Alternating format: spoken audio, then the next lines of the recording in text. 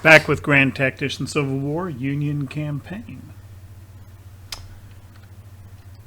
So the last episode, basically, there was a good deal of maneuvering on the campaign map here. There's a few things not going entirely in our favor. Just a kind of overview. On the naval side, the blockade is still slowly growing. More ships are reaching their squadron stations, and the blockade is slowly improving in percentage. Just look and see how New Orleans is 57% blocked. Mobile is 57%. Biloxi 57%. So the Louisiana blockade is well placed and still just outside of range of being smacked by Fort Massachusetts. That's a good spot for them. Pensacola 39% blocked, along with actually I need to look again here.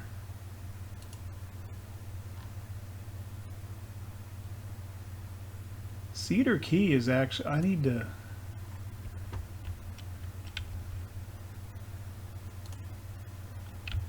Louisiana covers Mobile, and the question is,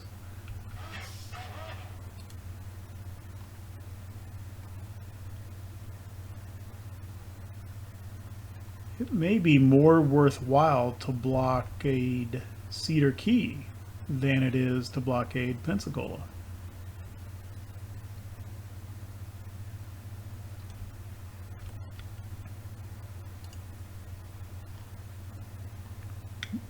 Jacksonville is unblockaded, but it's also not a big port for the Confederacy. Probably because it doesn't have rail connection, although neither does Cedar Key. I don't really understand how Cedar Key is such a big port.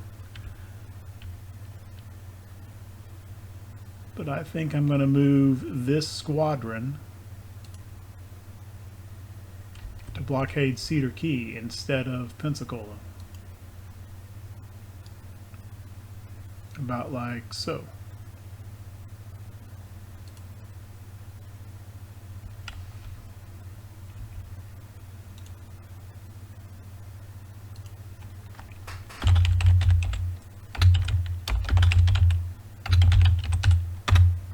Florida blockade might be a better term for this squadron now.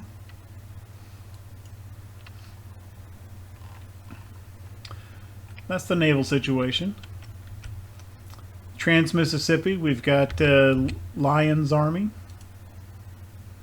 Army of the Missouri building a couple forts here in the vicinity of St. Louis in accordance with the long-term plan. In the Western Theater, basically what we've got going on here is a small Confederate force, Polk's command, has come up this way from Nashville and is kind of near Covington and Cincinnati. Had initially moved Grant's Army of the Ohio to Louisville to protect Louisville, but Polk's gone around them. This isn't a very big force here. But I need to kind of clean them out of this area. I'm just letting Grant come up a little bit in readiness, and then he's going to move east and chase Polk away. There probably won't be a battle. Polk will probably just retreat.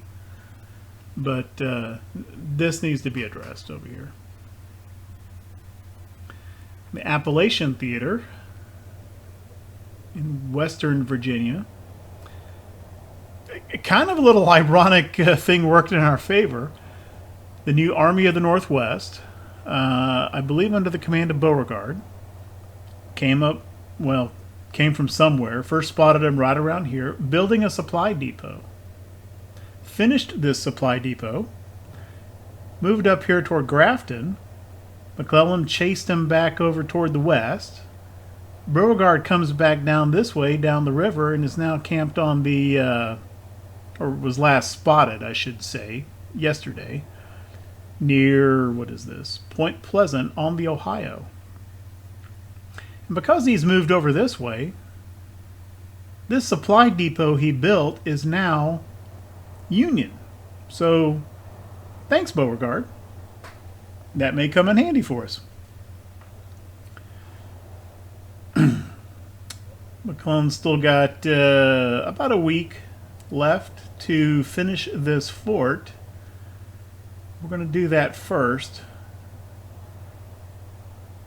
and then see what looks best for him to do next.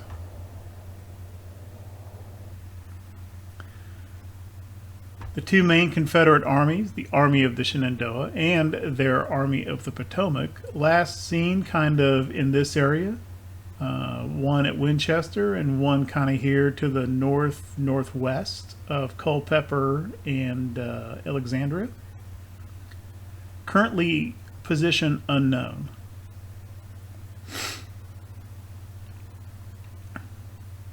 But we've been able to maneuver Patterson and McDowell, these two armies, back down into northern Virginia and try to reestablish control, fortify this area a bit. We'll see how that goes.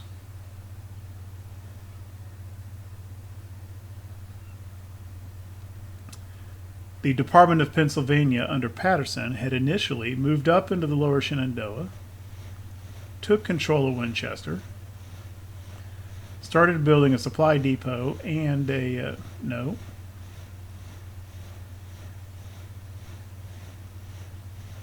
did not. I think that is the Confederate Army. I think that's Longstreet building that supply depot. The fort that we had started, it says being constructed, repaired 0%. I think that's our old fort. I think that may disappear soon. So we got run out of the Shenandoah. And this whole area up here is kind of open to whatever the Confederate Army decides to do next. Could enter Maryland. But they haven't yet. They may come west toward McClellan. They could go north, or they could just kind of stay in this area. We'll have to see how that transpires. We'll get time moving.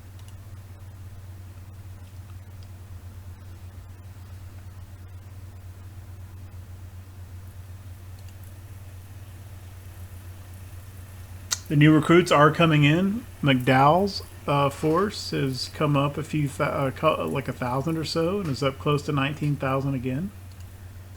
And Patterson is back up above 10,000 as well.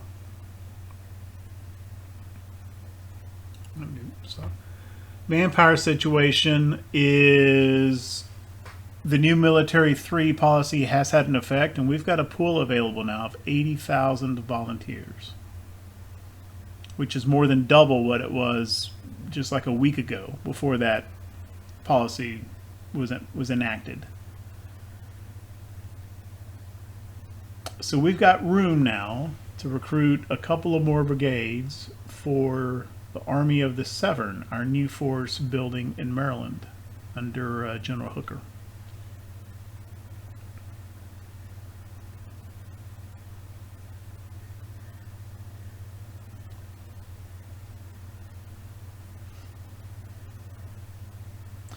What I am tempted to do is have each of these forces have 3 divisions of 3 brigades each, with a separate corps artillery division.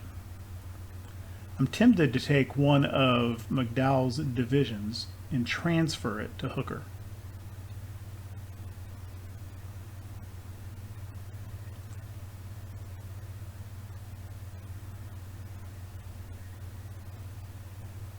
I think I will do that. I don't think I'm going to do that now. I'm going to wait until Hooker's army kind of goes operational, and then I may shift. But for right now, this is basically our primary combat force. I don't want to weaken it yet. But eventually, one of these divisions, probably Miles, will go to Hooker's force. And that'll be his 3rd division.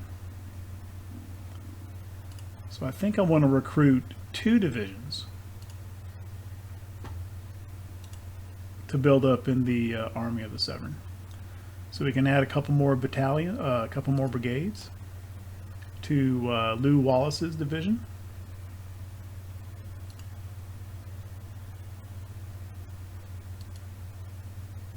No, that's not what I intended. I forgot to turn off the artillery. Yeah, that was a mistake.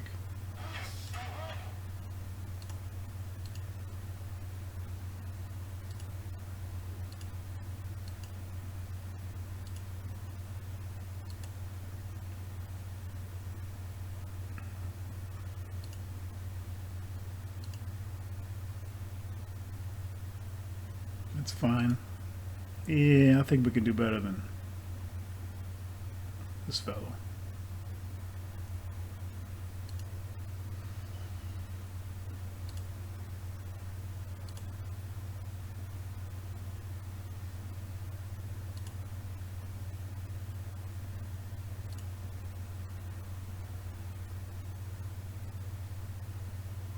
Sedgwick looks all right. I think he's fine for brigade command. And then let's add another infantry division to the Army of the Severn.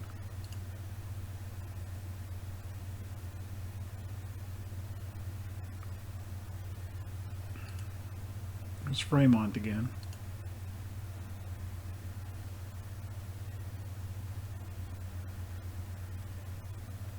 Yeah, I'm going to leave him.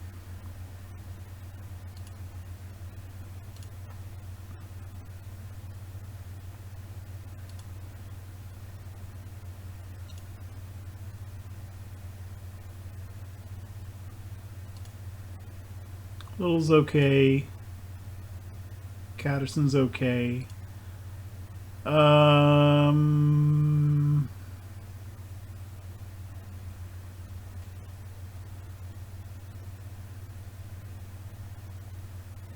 think Meigs is okay. I think this administration is going to help this brigade during this build-up phase. Maybe later put somebody in with better leadership and cunning and initiative. But for this initial recruiting phase and organizing phase, he's probably a good guy to have there. So once this army, once all these brigades fill up and they gain some readiness and they become a ready force, then they can move south into Virginia alongside Patterson and McDowell. Then will be the time to transfer that other division from McDowell to Hooker, but not yet.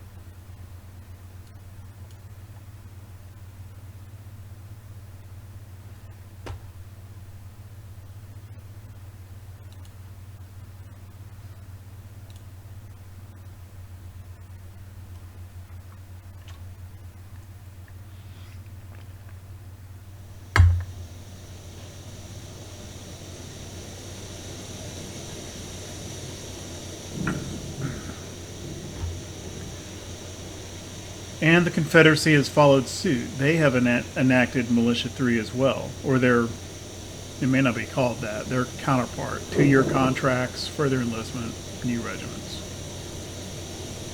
So they're upping the ante in the manpower game. That's that, yeah. So this, make sure he's within the, yeah, Cedar Key is within his radius.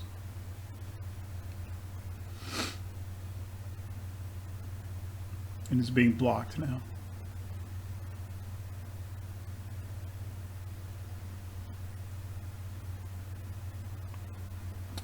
Which is leaving Pensacola uncovered, and that's not a small port. But Cedar Keys, for whatever reason, apparently is bigger. It could have been bigger just because it was not being blockaded. So here in a few weeks we'll look again and see if they've simply shifted their trade back over to Pensacola. may just need to create another blockade force over here, if I can. Maybe take like one ship from every squadron to go into a new force. Something like that.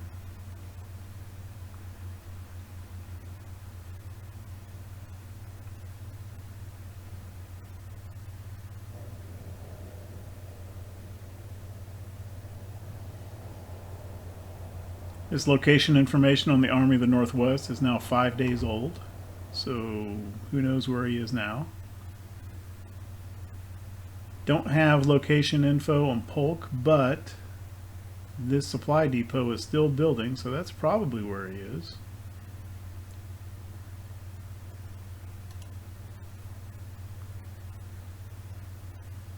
Grants up the yellow readiness.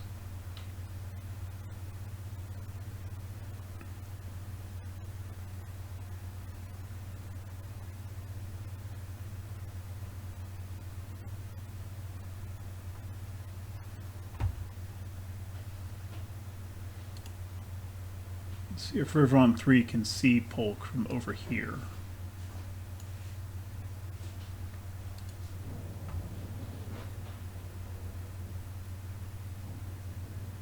I don't know how far up this river is navigable. It may go all the way up. It may go all the way up to Wheeling.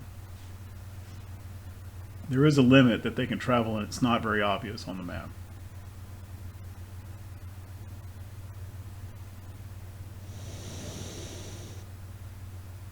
It seems an odd path for the river squadron to have taken.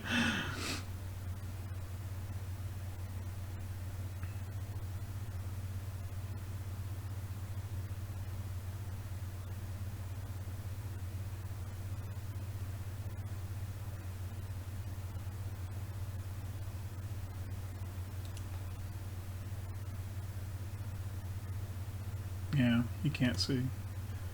Monthly econ report. Current rating is still triple B, mediocre, unchanged. Expansion, wealth below average, increasing. Tax revenues decreased. 1 ironworks were founded last month. That was that ironworks up in western Maryland.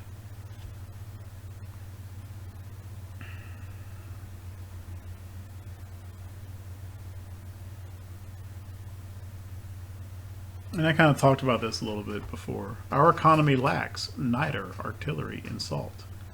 Okay, I know that. I don't really know what to do about that. It's not like I can just go out and directly build more factories or production facilities for those. Ah, he can see Polk. And Polk's got a little bit of a supply issue.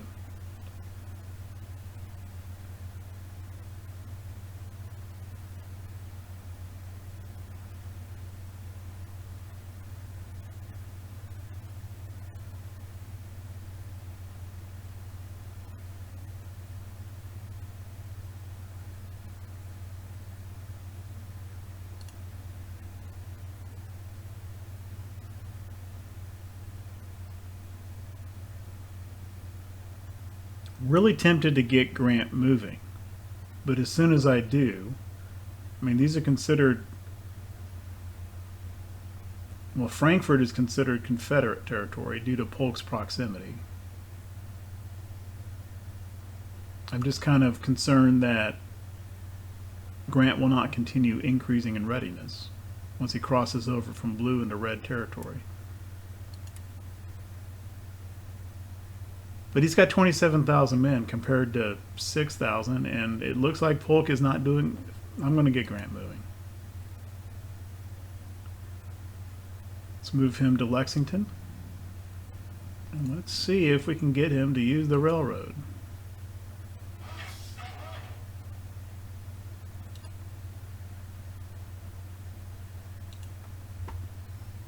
And get Polk trapped up in here.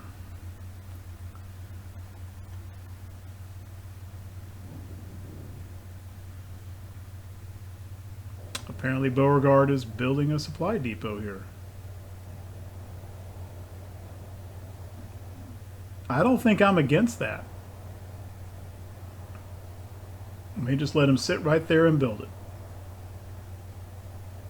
It seems like that will eventually be good for us.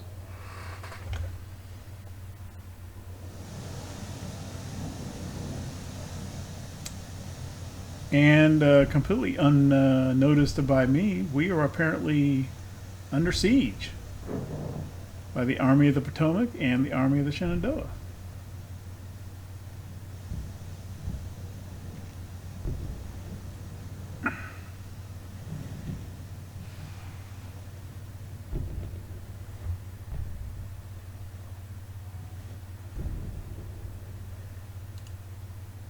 It's actually two separate sieges. One here, one there. One at Manassas, one at Culpeper. And the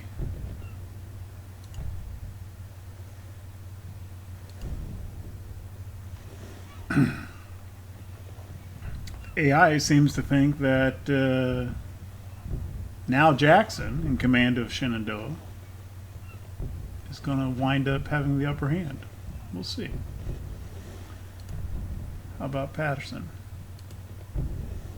Ugh. Big advantage for Longstreet.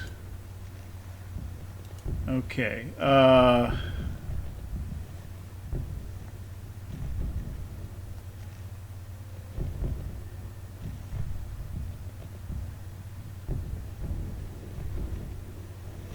Hooker is as yet a non-factor.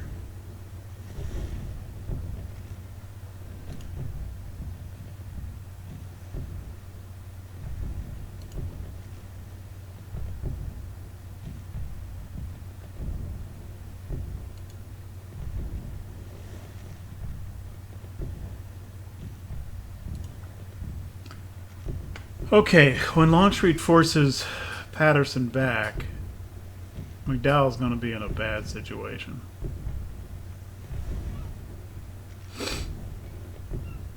It would probably be better to force a field battle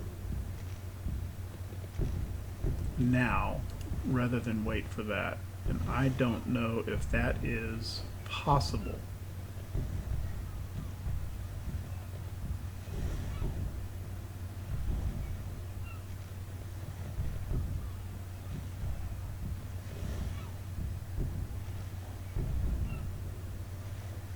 But because the Army of the Potomac is engaged in this siege,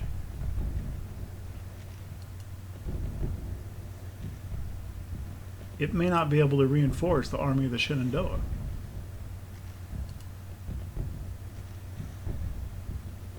Where we've got 18,000 to 13,000.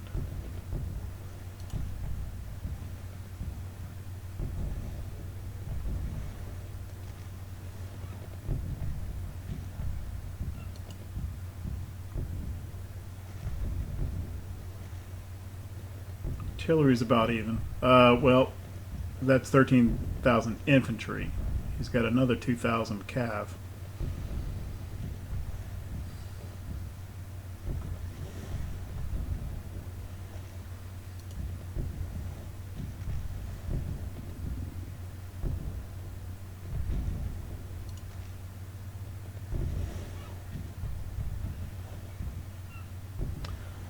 We can retreat again. I don't think I want to do that.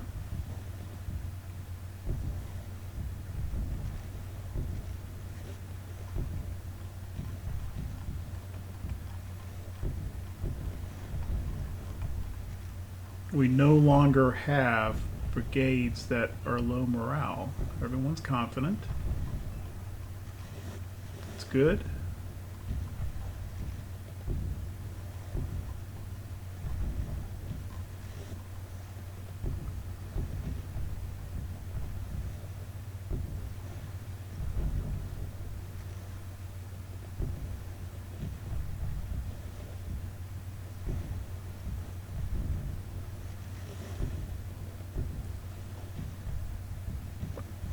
Okay, I'm gonna assault. I'm gonna try to break this siege. Hopefully, we can force Jackson to retreat, and then we can turn and help Patterson against Longstreet. I do not know if this is going to work.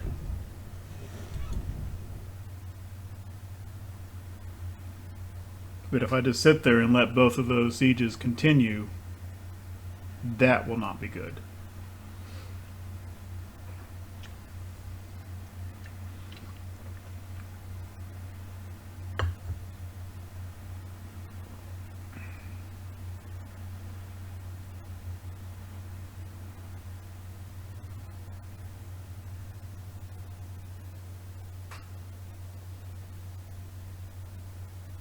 And we are in a defensive position. That's helpful.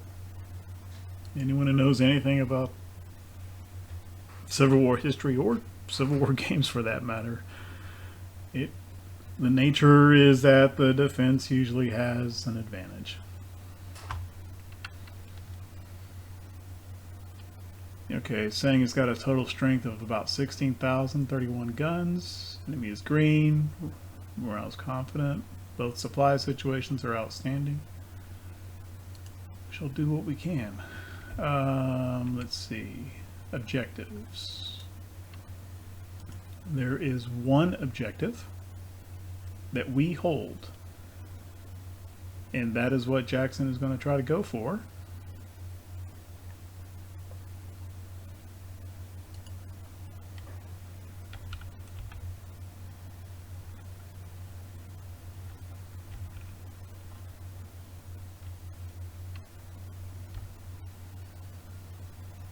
That does not look like a great defensive situation here.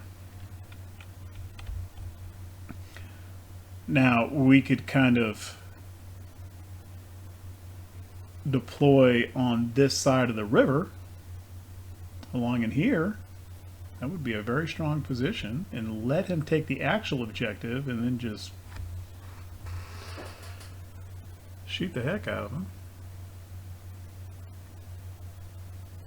Kind of like that idea.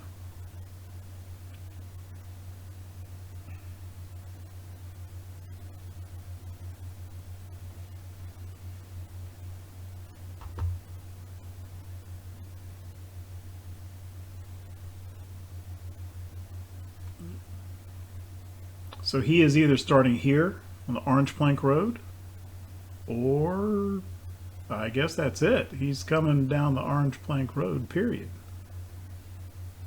And this is the only objective. That's where he's going to head. So the Confederates will almost certainly come up Mineral Spring Road, like so. Or they could come up this way toward Eli's Ford.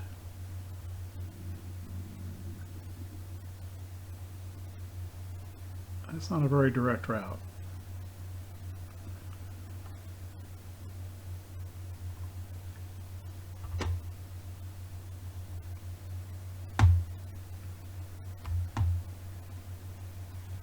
I don't really like any of this.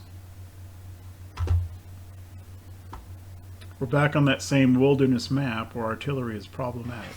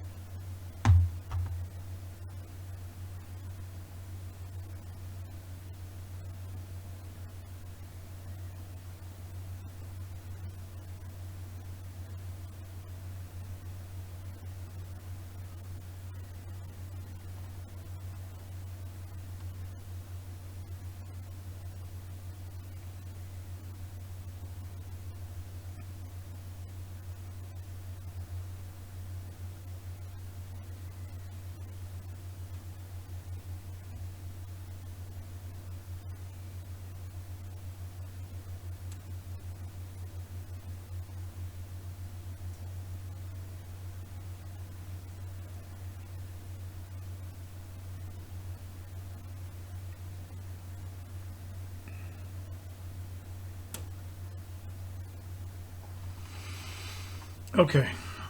Um,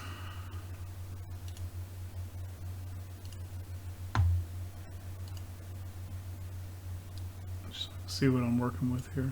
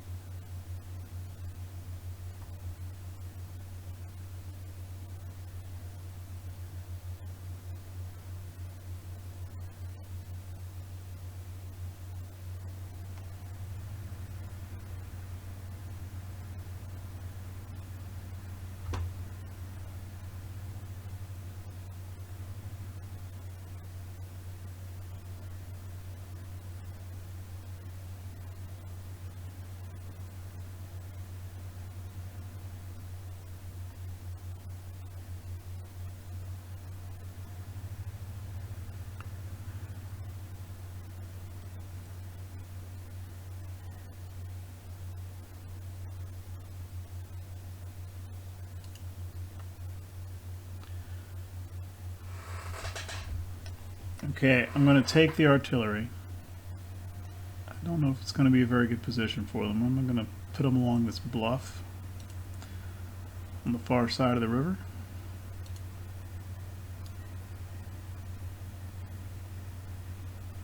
About like so. Except for Battery D, which is howitzers.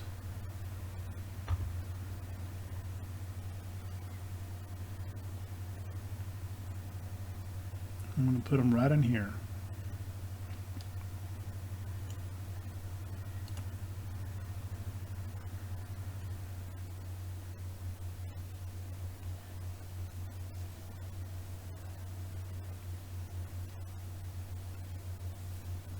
I think he's going to come up this road.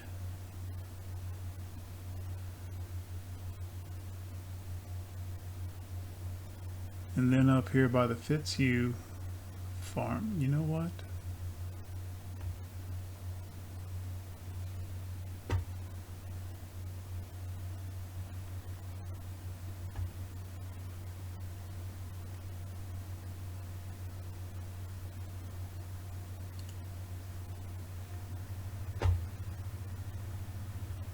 This may be a better location for them.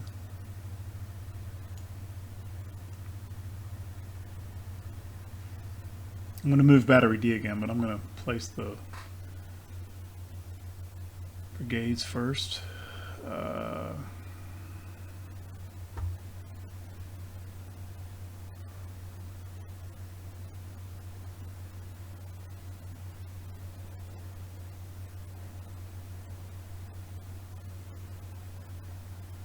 Put one brigade right across. I could put...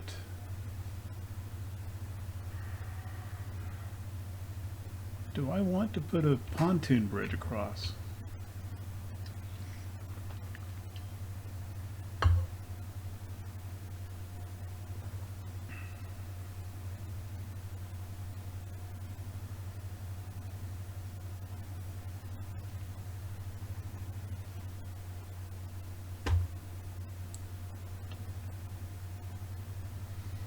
There's a semi-open area here.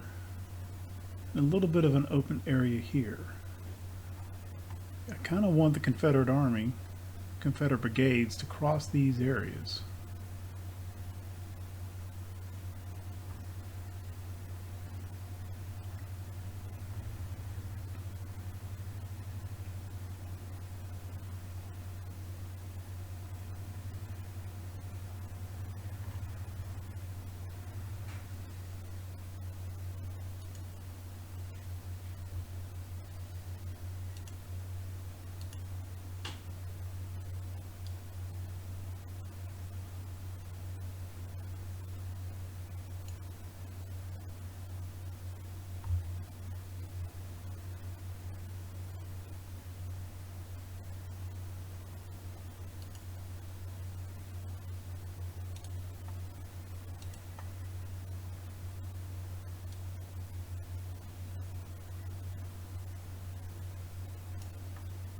Let's put Huntsman over here.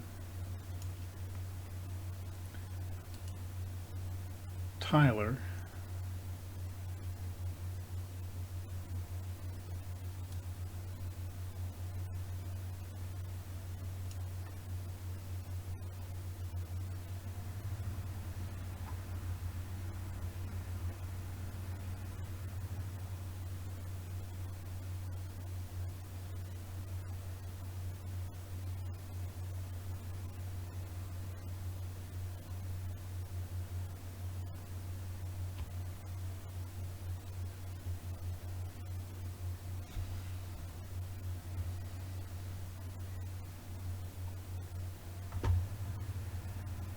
No, I think Tyler needs to be kind of up in this area.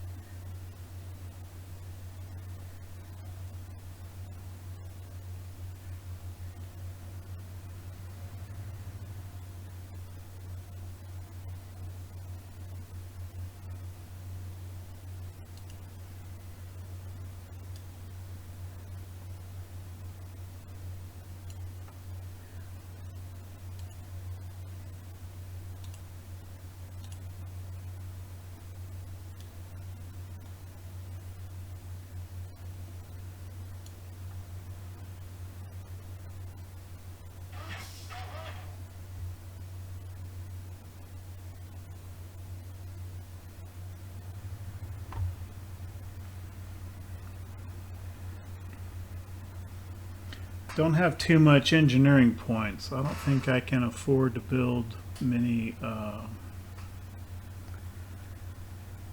entrenchments, but I think I can do maybe a few breastworks.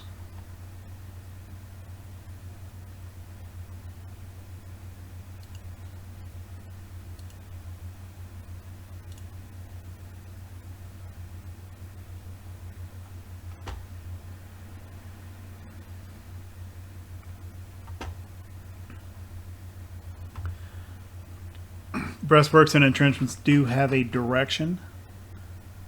Need to draw them from left to, I think. No, you need to draw them from left to right on your own line, otherwise they'll be backwards.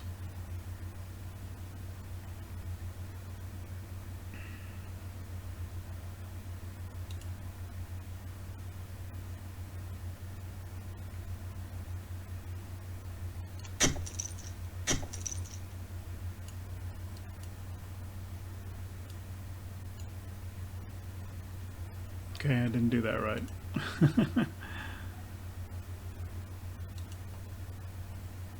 Maybe it needs to be right mouse button. There we go.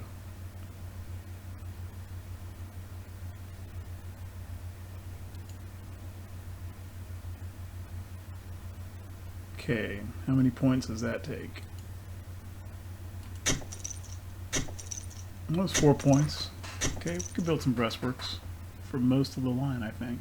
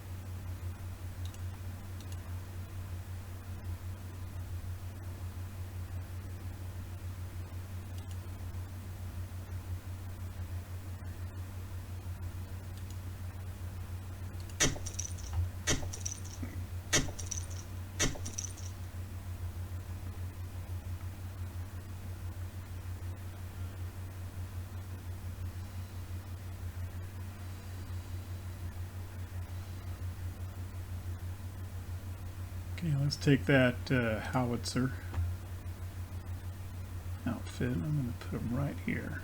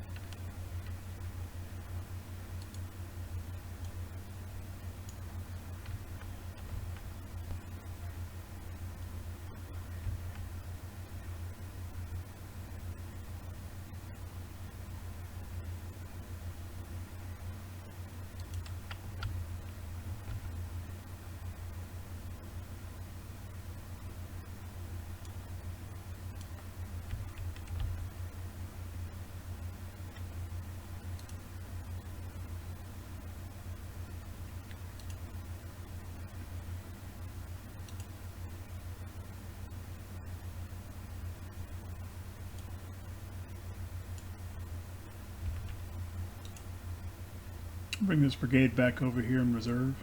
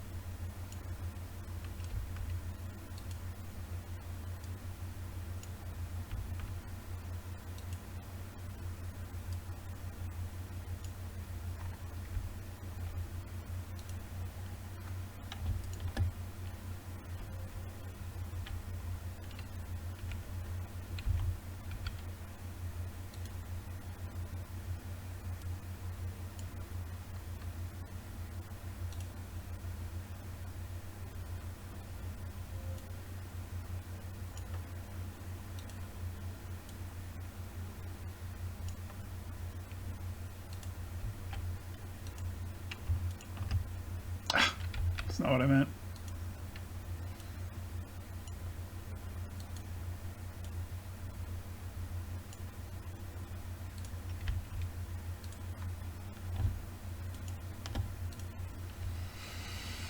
Okay. Where is Dow? Let's put him over here. This ought to be about right.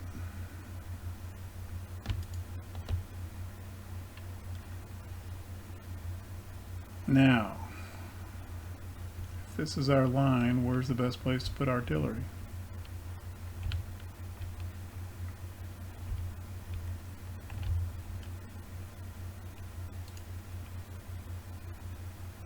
I mean, these are rifled artillery. I think maybe it's okay to have them kind of here where they are, firing across this way.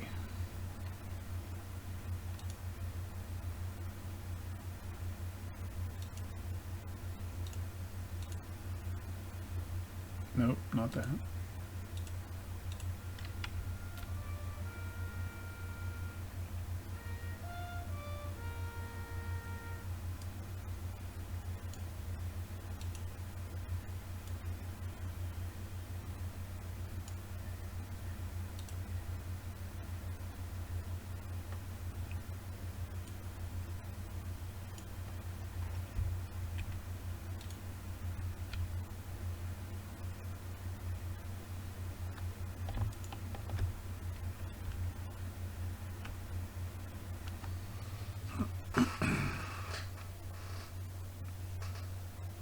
Oops.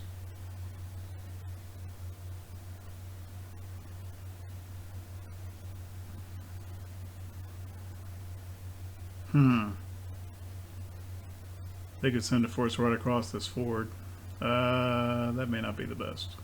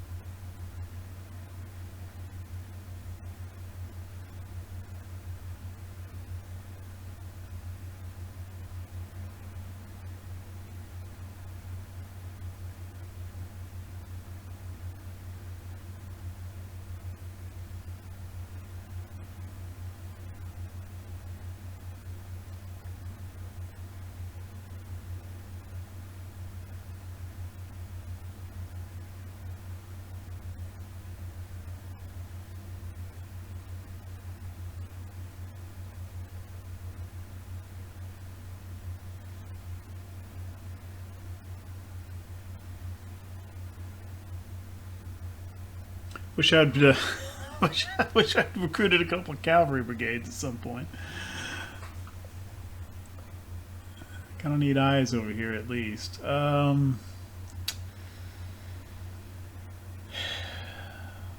Okay.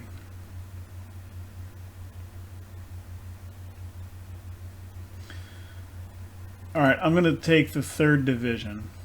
That's Heinzelman. I'm going to leave him back here over across the river in reserve status.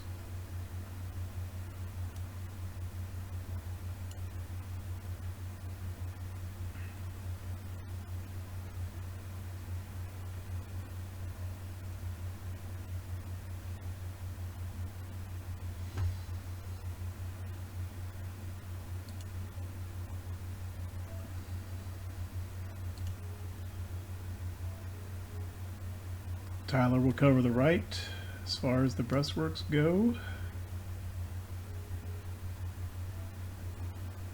And we'll plug this brigade in the 5th Division here.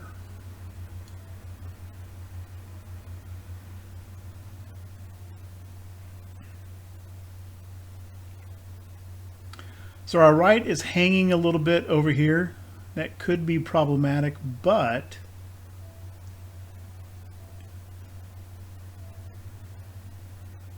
the Confederate Army doesn't have a real good route. There is this ford here. There's no road on the other side. It's all woods. I mean, they could kind of cross here and then here. That doesn't really look like something they're going to do. I mean, it's a circuitous route to kind of get over here. And then this terrain isn't real good for them. And what I can do is I can take Kearney's skirmishers and kind of plop them right over here for eyes to see if they actually do anything like that. And then if they do, maybe Heinzelman's division can respond here, or can respond down this way if they come across this ford. Or they might do something completely different, and this is a completely non-tenable defensive position. Let's see what happens.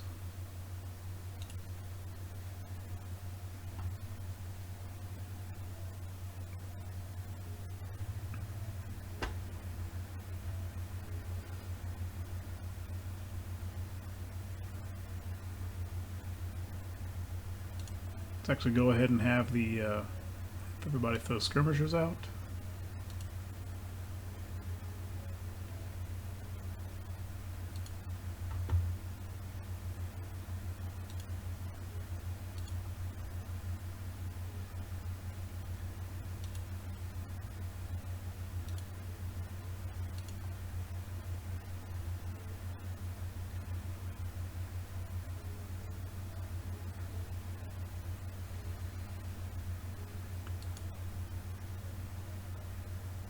And Kearney's skirmishers can just kind of come over here and keep an eye on this ford. Those two fords, really. Probably see both of them from there.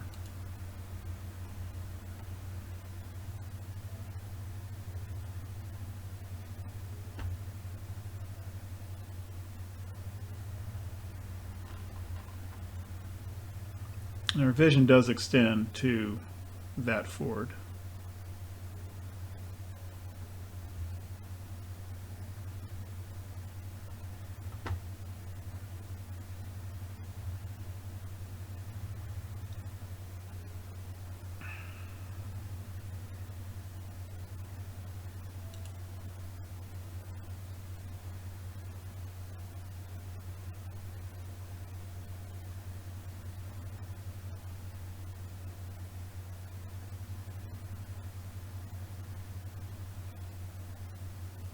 I just can't see any way that the AI is going to come around this way through all that mess. There's no fords in the river here.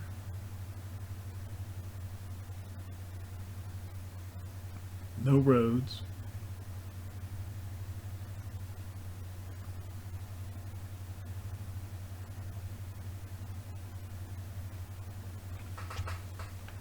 Oh, here we go. Some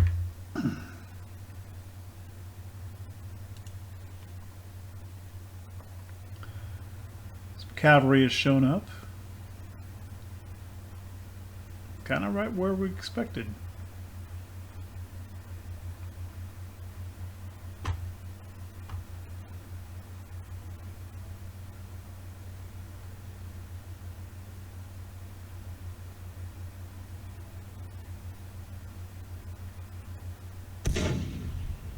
And the howitzers open up. Nice.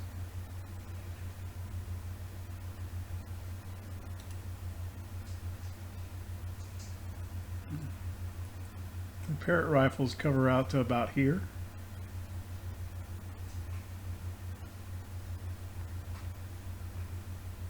So maybe just move them up a little bit.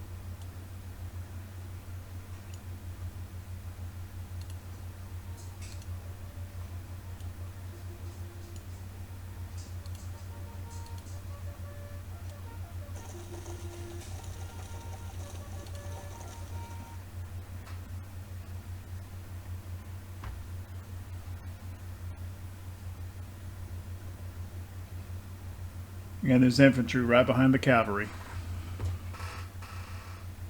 It's only 1 o'clock in the afternoon, too. There may be a fair amount of fighting today. I think there will be.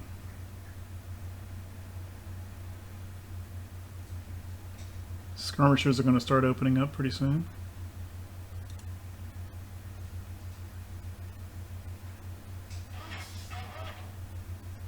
They may get driven back.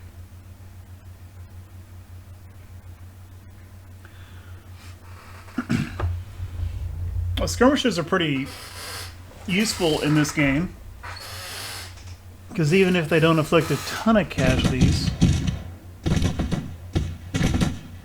you can get crossfires on units, which depletes their morale. And when the skirmishers run out of ammo or get low, you just pull them back in and you throw them out again.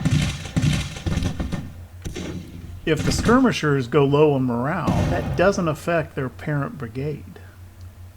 And their losses are kind of counted separately.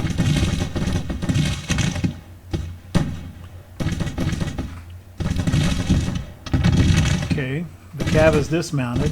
Now we can kind of ease these skirmishers over here and fire on them from the flank.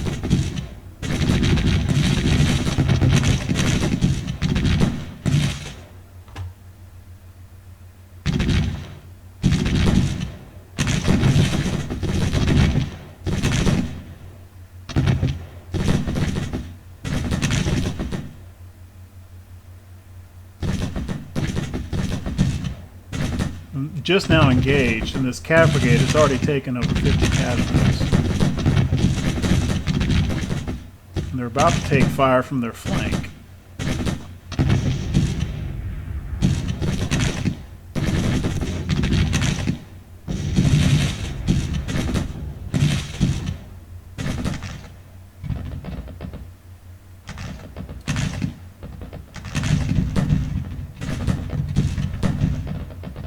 Okay, this 10-pounder Parrott battery is now reflected as firing. Battery B is not. Just tell him to halt where he is.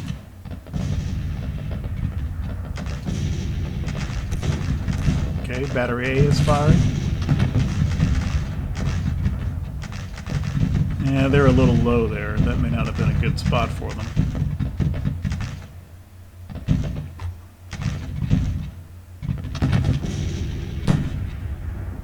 Both of these Confederate brigades are under fire, artillery fire.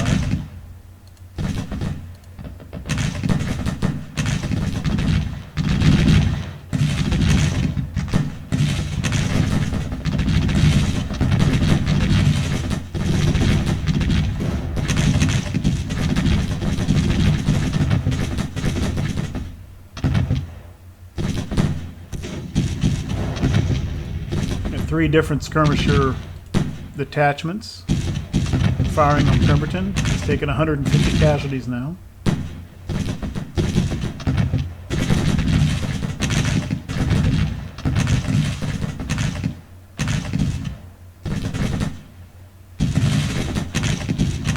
changing the facing of these guys.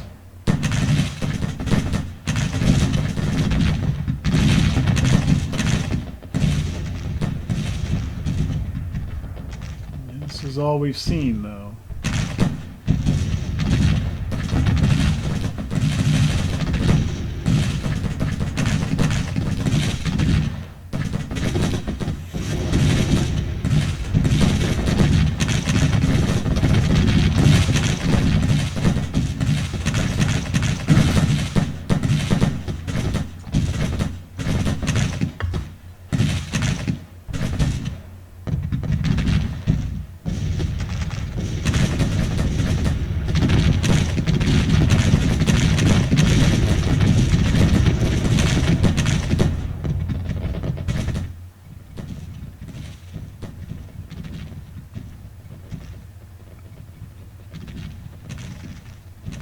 If any of those Johnny Rebs come all the way around this way and cross at Richards Ford, that could eventually be bad.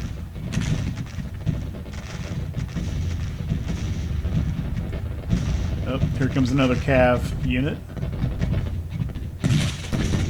What's that? Colquitt.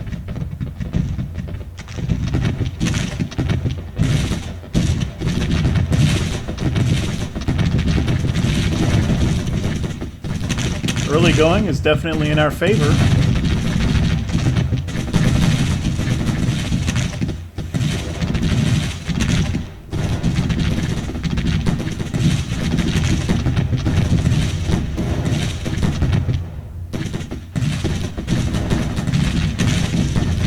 Forward to speed up time just a little bit.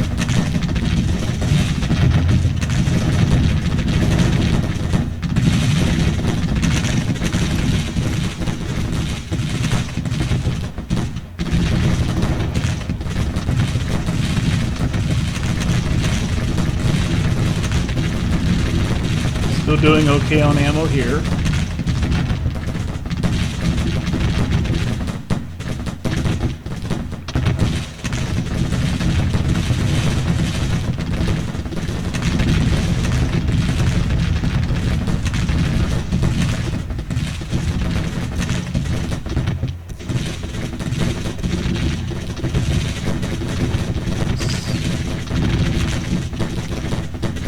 The name of the unit is Stewart's Cavalry, however, actually under command of Colquitt.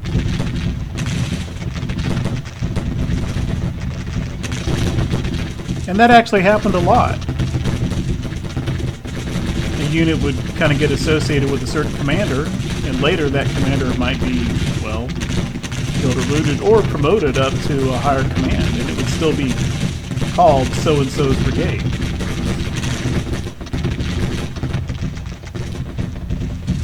Even under the new commander's name.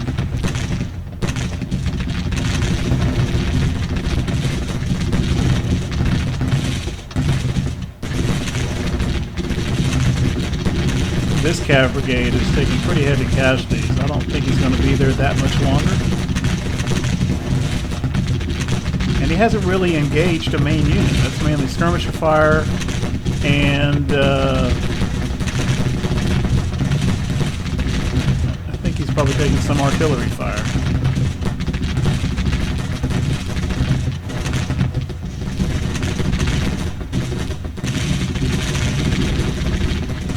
Colquitt's cavalry here is getting a little tired moving through these woods.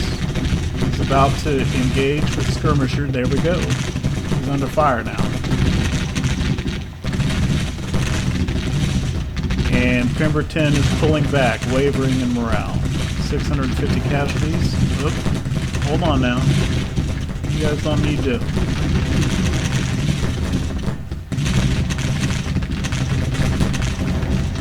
I'm going to go ahead and pull them back just to replenish their ammo. Come on back, boys.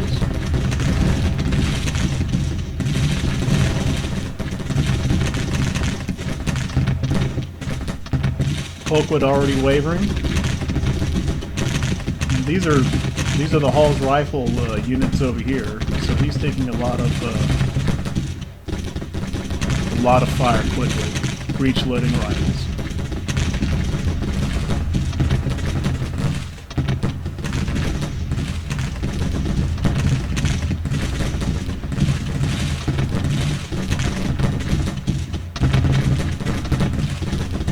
do need some clear space out in front of your parent brigade. This detachment has now come up close enough where Davies' 2nd Brigade cannot throw out skirmishers because their space is kind of occupied by these guys. That's alright. I don't think these skirmishers are going to be here all that long.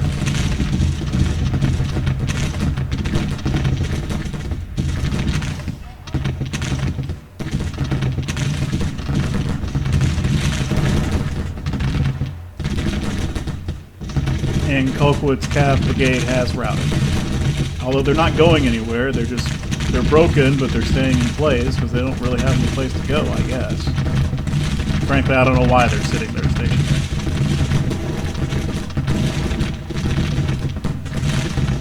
For that matter, the skirmishers are still firing on them. Which doesn't usually happen when a unit fully breaks. So I don't really know what's going on here. I think there's a little bit of a game glitch going on.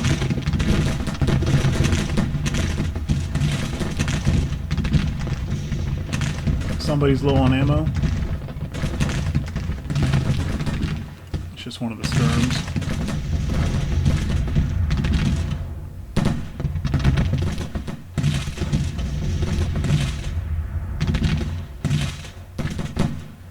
Oh yeah.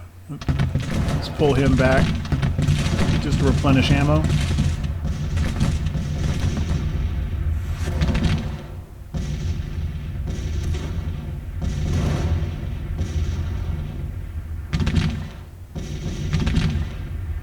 This skirm detachment is not actually taking a lot of casualties.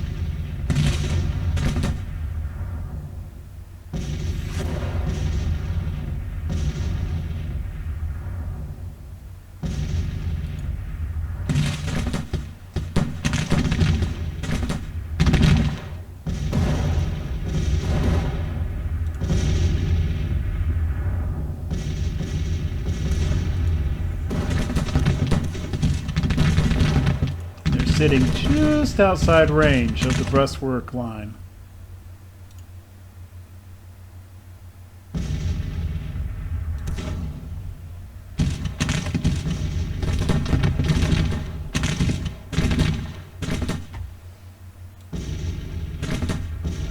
Let's move this detachment up.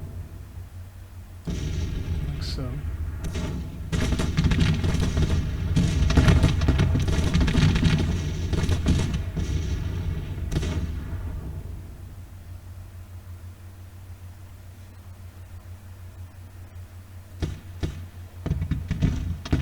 Alright, Colquitt's gone over here. That's a good thing.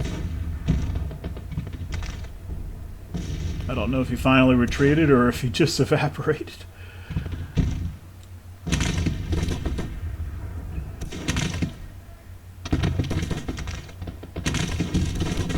Just kind of reorient these skirmishers kind of this way.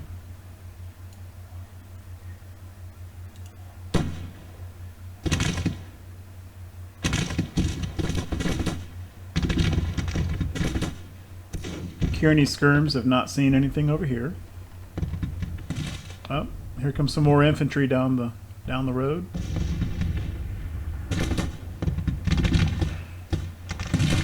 I believe Van Dorn's brigade is waiting for more infantry to come up before making an assault.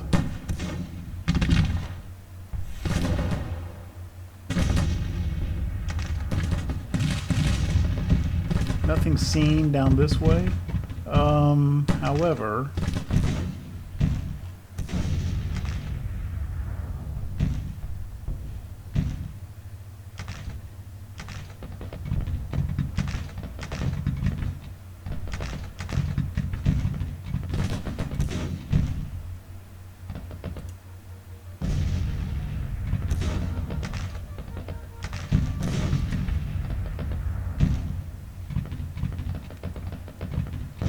put some skirms over here.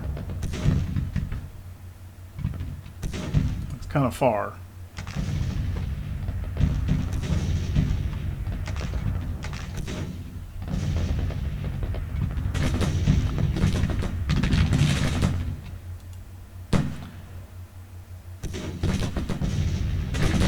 feel like we're expending a lot of ammunition on this one skirm detachment.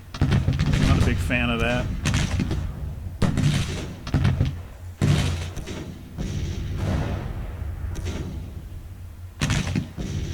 The morale is fine. They're getting a little tired and they have taken losses. They've taken fire from this skirm detachment. I think maybe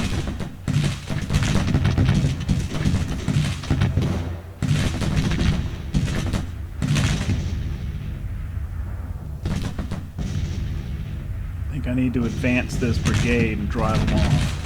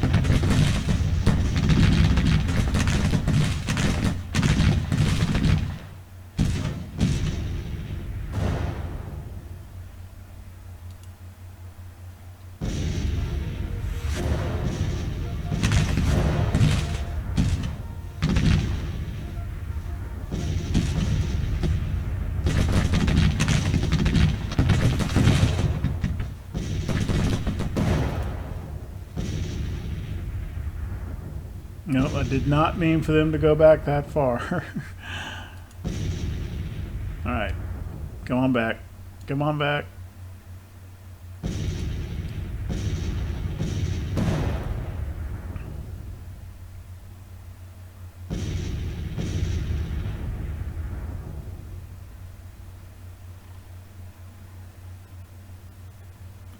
Frost is up, but his men are tired. Some more infantry coming up back here. B and Hindman.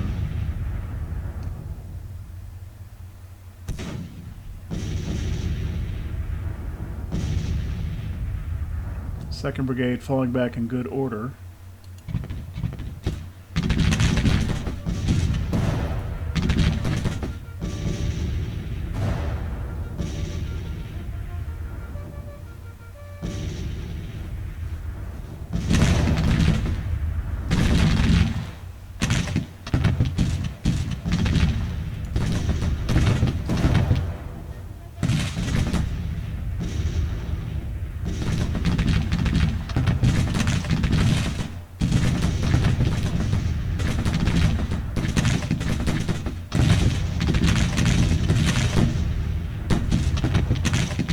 Why Davies' brigade is not considered in cover again.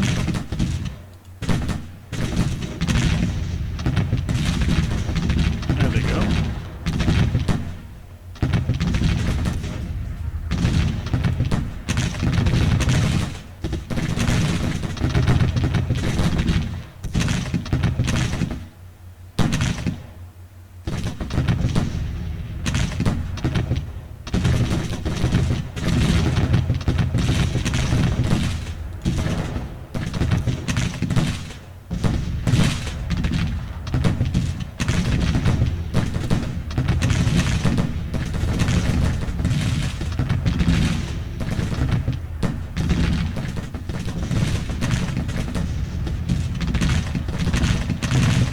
So this is clearly turning into the axis of attack.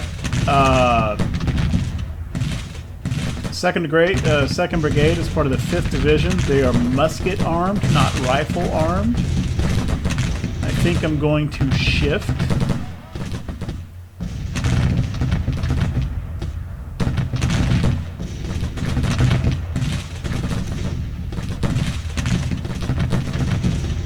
And I'm going to move one of Hunter's brigades to take this position, and then I'll move Davies over to the right with the 5th Division over in these woods. And I feel like I need a rifle arm brigade right here in this crook.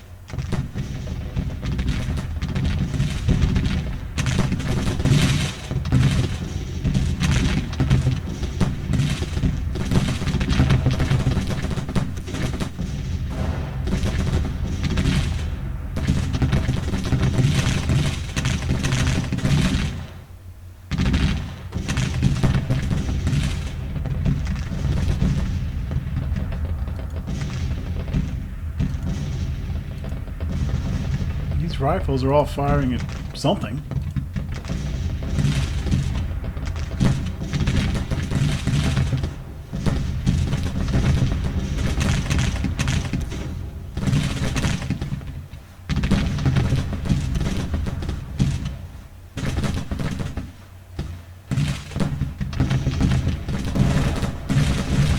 Try to get them more on the flank of these skirmishers.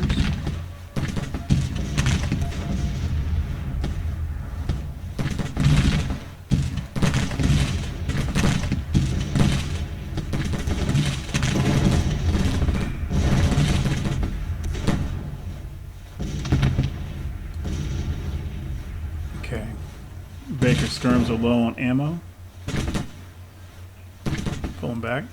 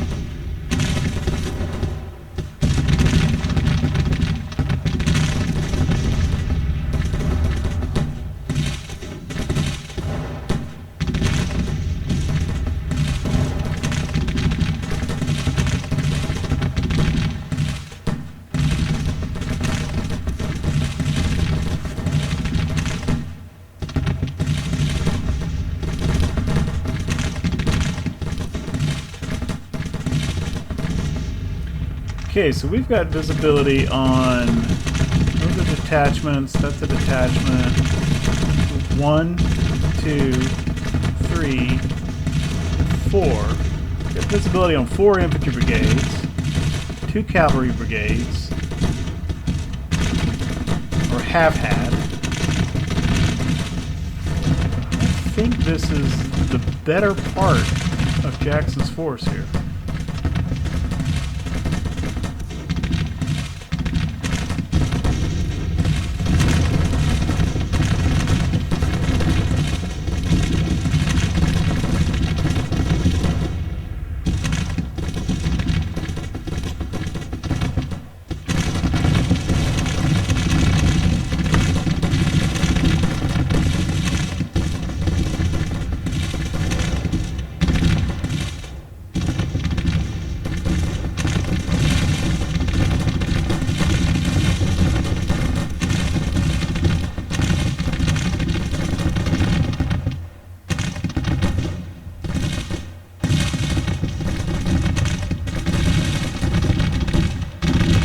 Skirms are taking some fire now. Oops, well, I've lost my darn howitzer battery.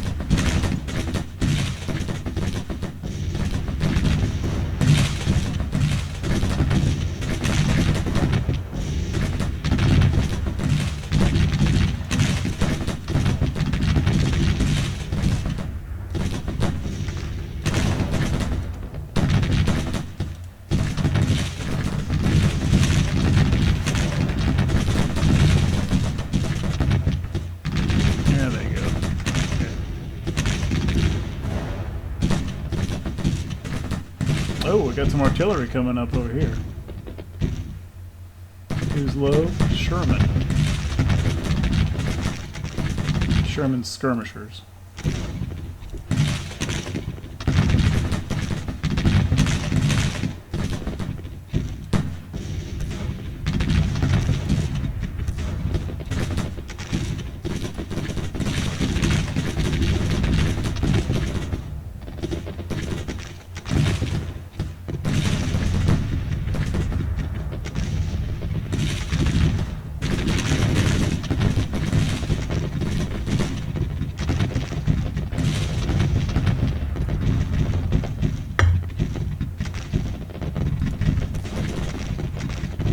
Tailored skirms are still decent for ammo, as are keys.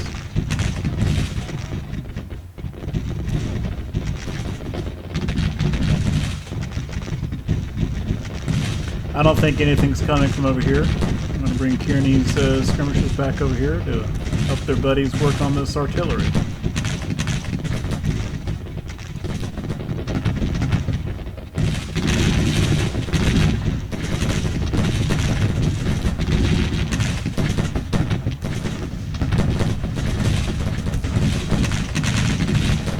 Van Dorn has sent skirmishers out again.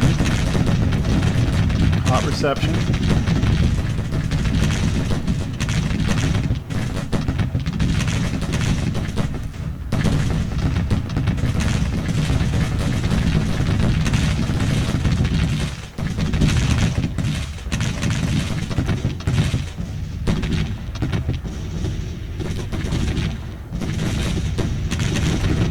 One artillery battery sent back, wise again.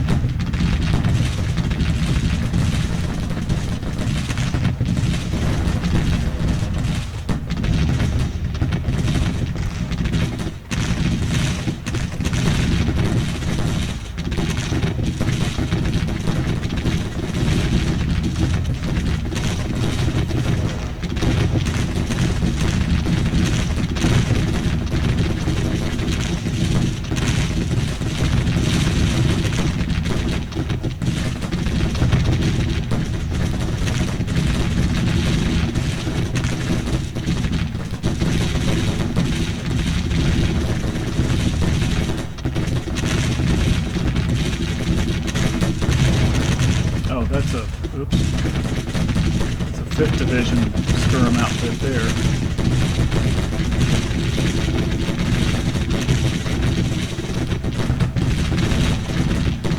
Go ahead and pull them back. They don't have much resilience left.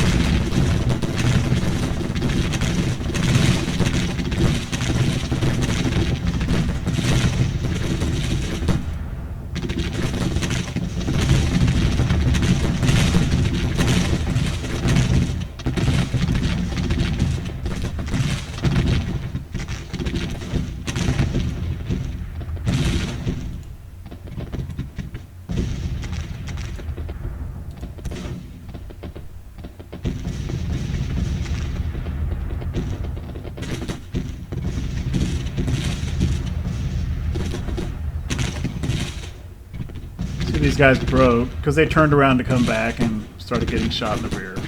But they're going to rejoin their... and really kind of no harm, no foul.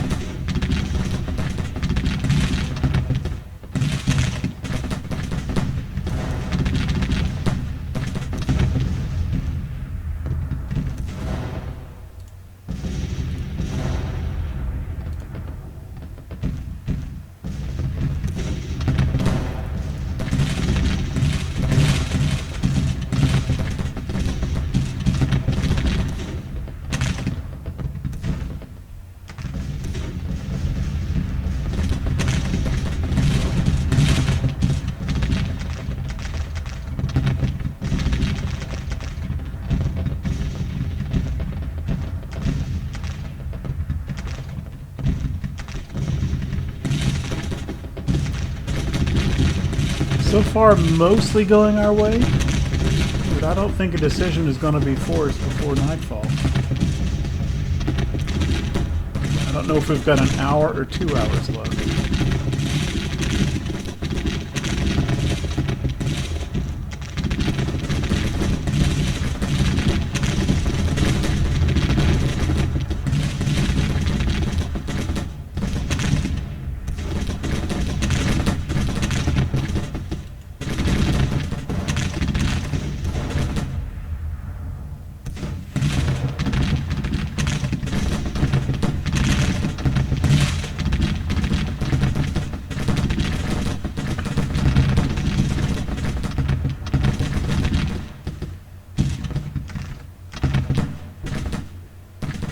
Here's 3 full-size brigades. This may be the time when they make a real attack on our works, having driven the artillery off.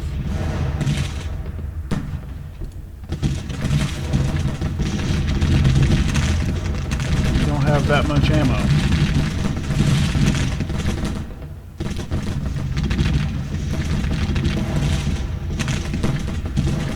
Use their skirmishers to deplete our ammo a little bit there.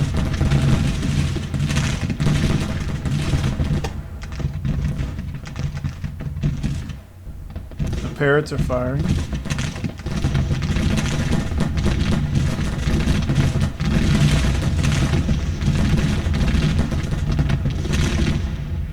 Okay, these skirms have been pushed back. That's all right.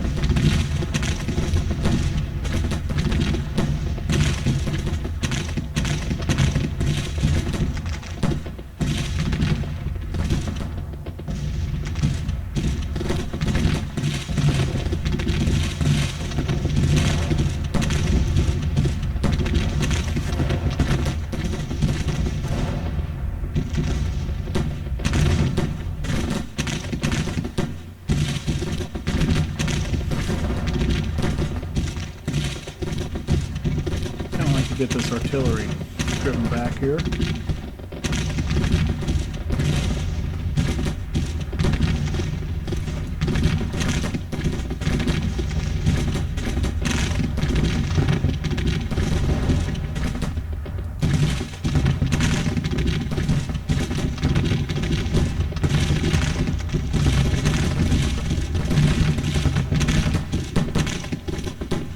another brigade coming up. Infantry brigade.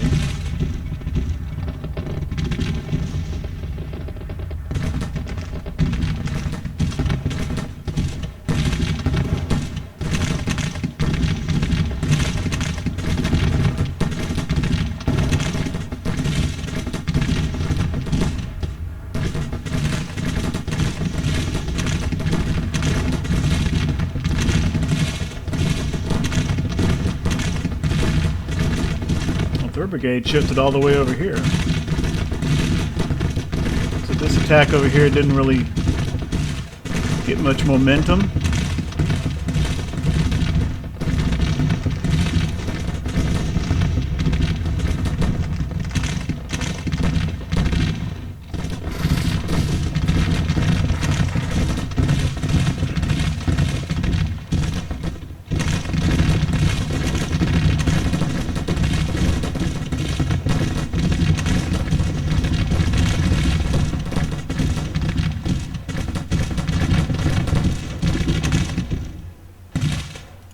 Okay.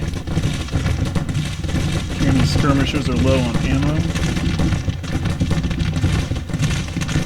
Go back.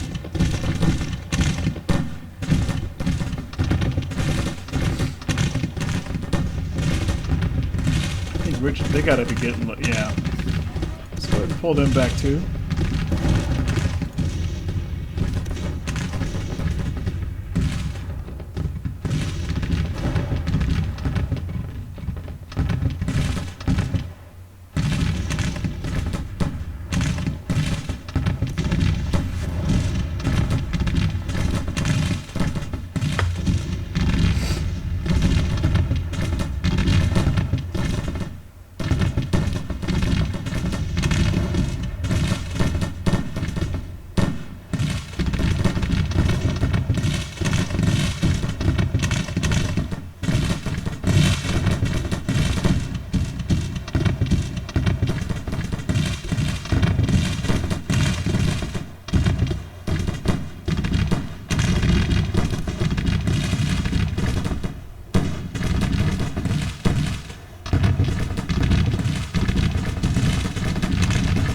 Most of their guns here aren't able to fire because of this brigade standing right in front of them.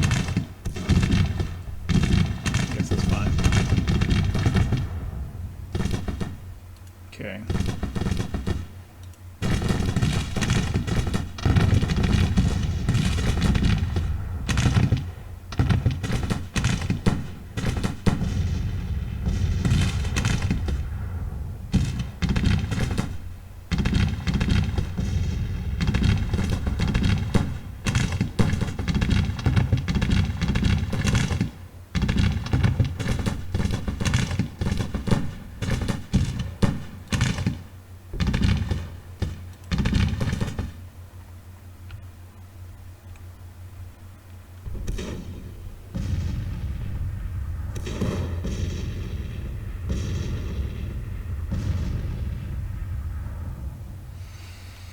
Well, the casualty ratio is definitely in our favor.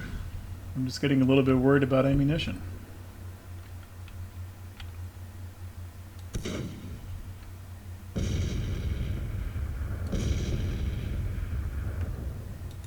Tyler's main brigades are still fine for ammo. I think most of the main brigades are. Hunter's guys, I don't know. 59, yeah, they're okay. Well, no. Porter's low. And Prentice.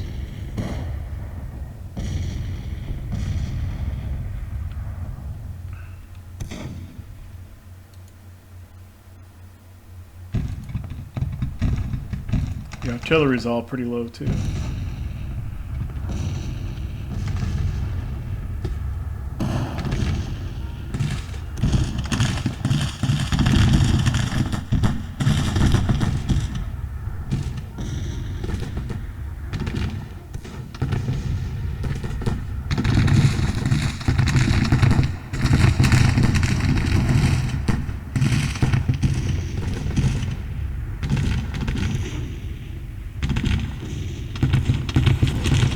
Kind of shifting their ship center of gravity a little bit over this way. Sibley and whoever this is. Sibley and B. Jackson himself is over here. If they want to make an attack onto Tyler's position, I'm fine with that. He's got the best weapons.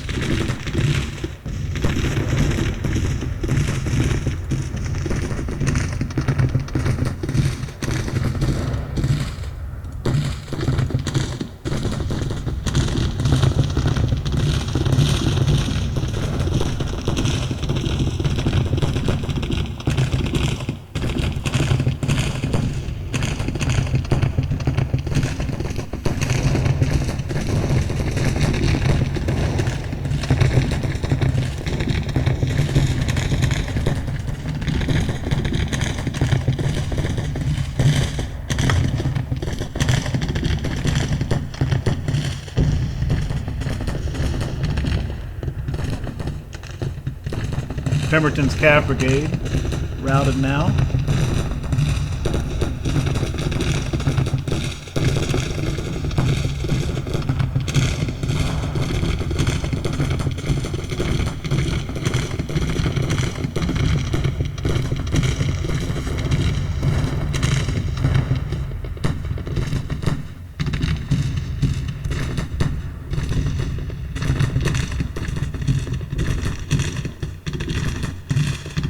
Detachment, but that's a full brigade behind it.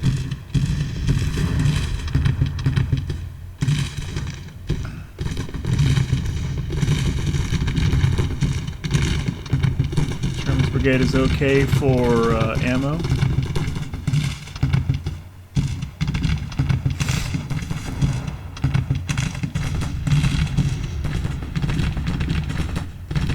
That detachment is driven back. Okay.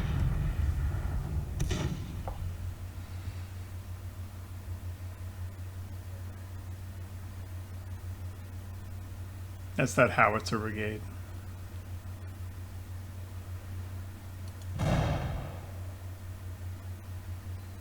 Okay, we've had some resupply.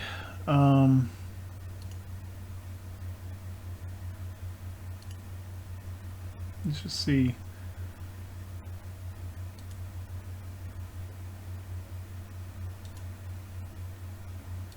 Well, hopefully that's going to be enough. It is what it is.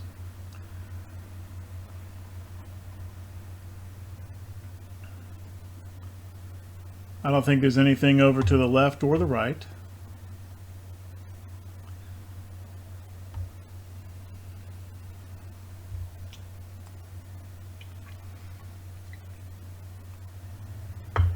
I think most of the fighting is going to be over here, a little bit on our right, with Tyler's and Miles's divisions. Just because I'm a little bit concerned about their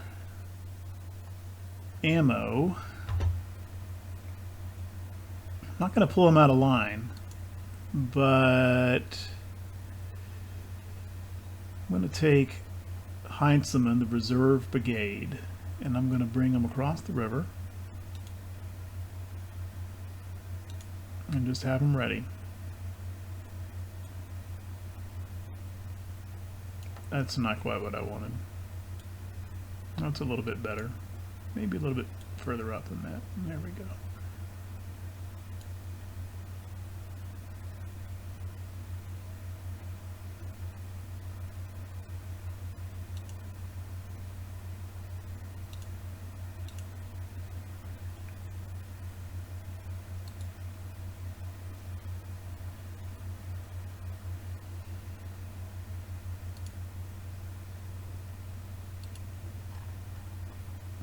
Well, I can't select.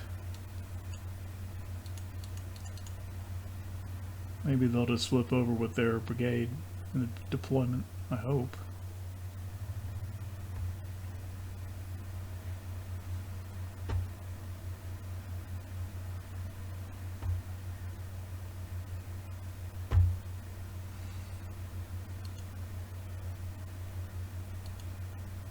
Yeah, and the 1st Division's been well resupplied. I think they're fine.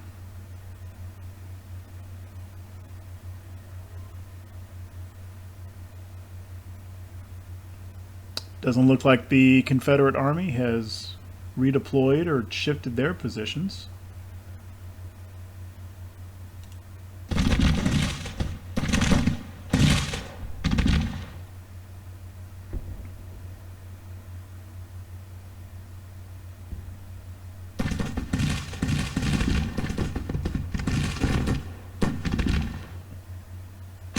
Oh, there's that detachment coming back.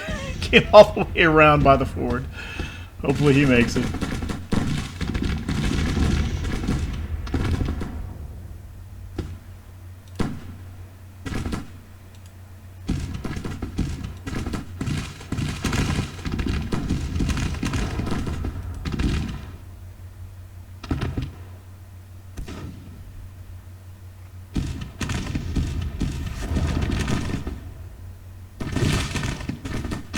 These are just skirm detachments.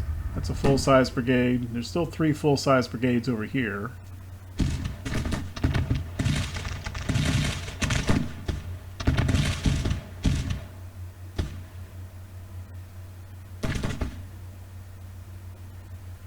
And 3 full-size infantry brigades over here.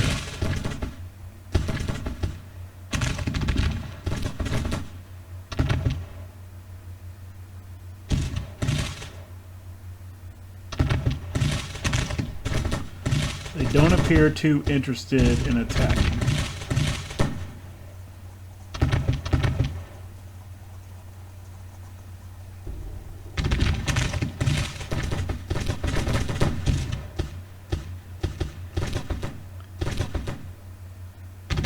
I bet if we just advance straight into them, this whole thing's going to break. That's what I'm going to do.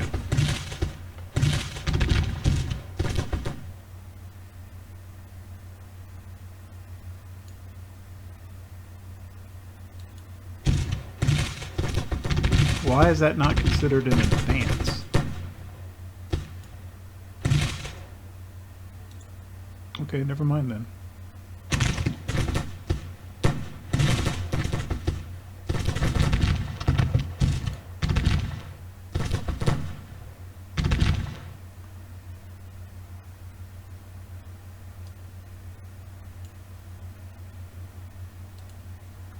Why are these advancing maneuvers only giving me a fallback option for behavior? That seems weird. Huh.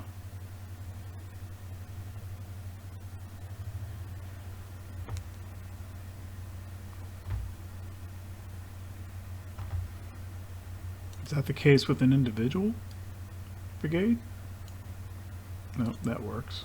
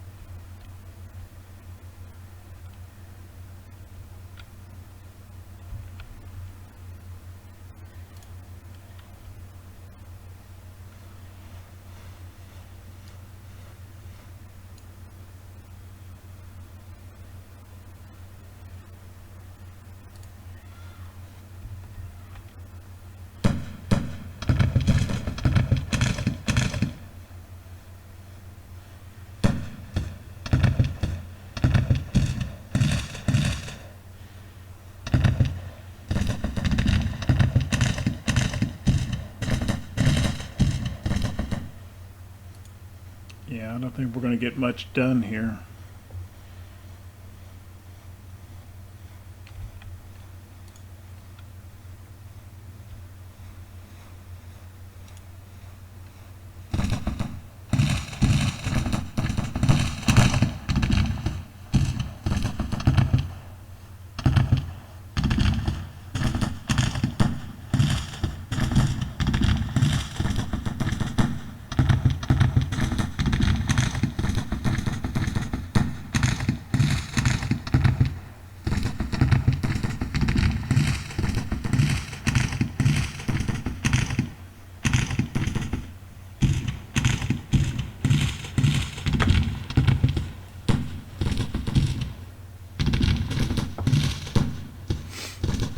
Oh, it just tipped us over into major victory. That's a good thing.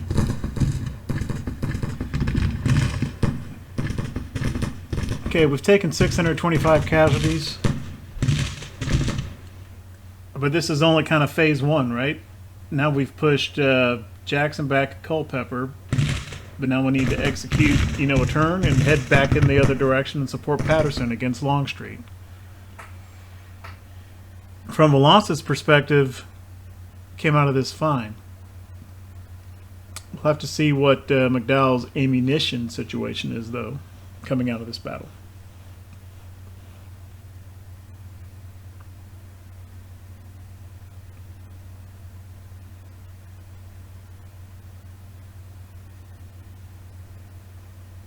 Just going to speed it up. Let this finish. Pretty sure the 1st and 2nd divisions probably inflicted almost all the casualties. Hunter on the left, Tyler on the right. Miles just kind of occupied the line in the middle, which is all I really wanted him to do.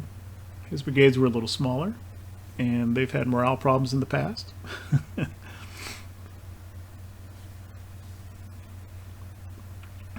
Kind of need to look and see what the armory situation is. See if we can't get them some rifles. That would help.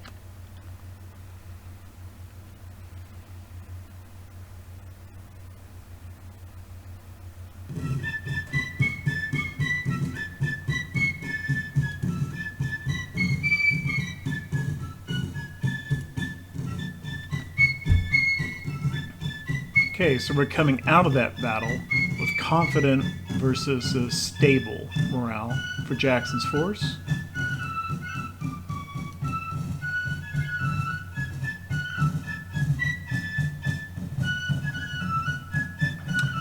Fighting spirit, I don't know exactly if that's just another word for morale or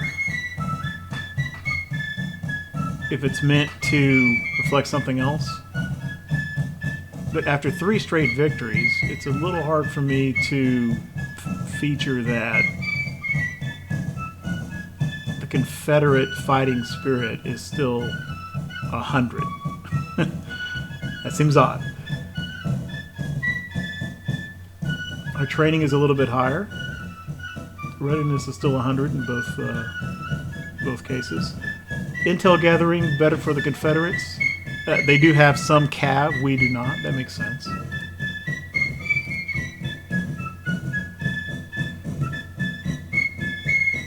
Okay, we took 625 casualties.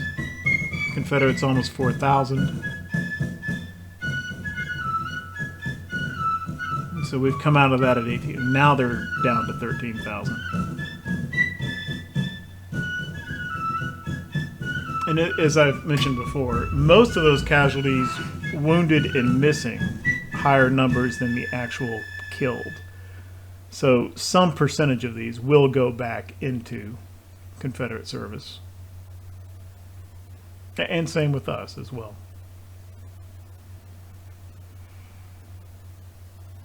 24% casualty rate. Whereas practically, I think, is that a 0 or a 3? I think that might be a 3. Did lose some guns. That one howitzer battery was exposed and broke.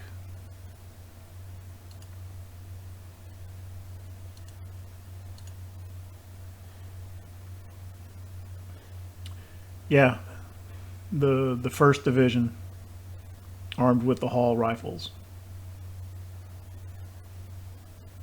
did a disproportionate share of the damage.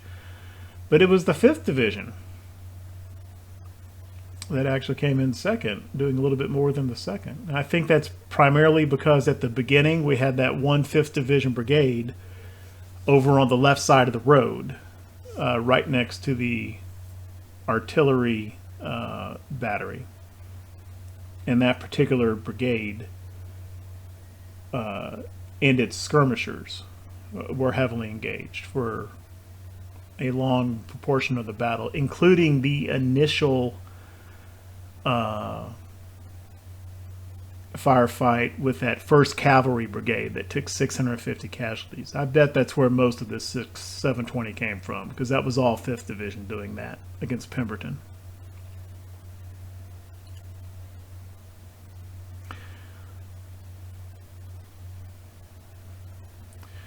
In any case, the battle turned out fine.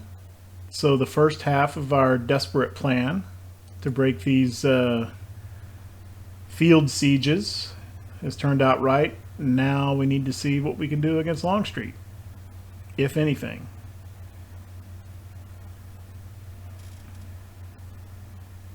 And how exactly to make that happen, I'm not sure.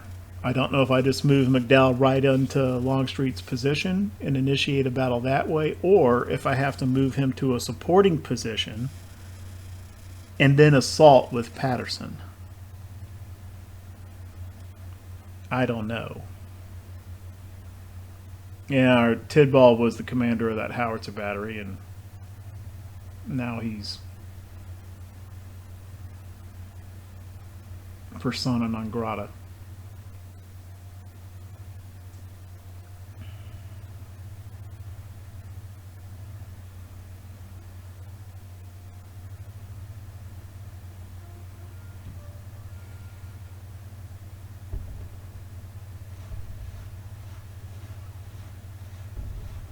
I think they got their armies mixed up there. This newspaper report says that the Army of the Potomac is fleeing in panic. That was the Army of the Shenandoah we just fought. Army of the Potomac is Longstreet's force facing Patterson. If they're fleeing too, that's awesome. They are not. Are they? They are not.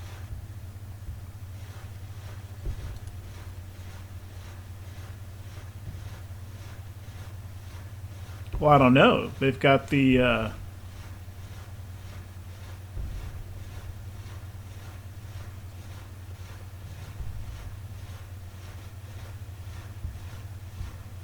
that's just high desertion. That's a supply issue. No, this siege is still going on up here. We kind of need to wreck and drive this army back before he gets his additional 10,000 troops that are on their way, apparently.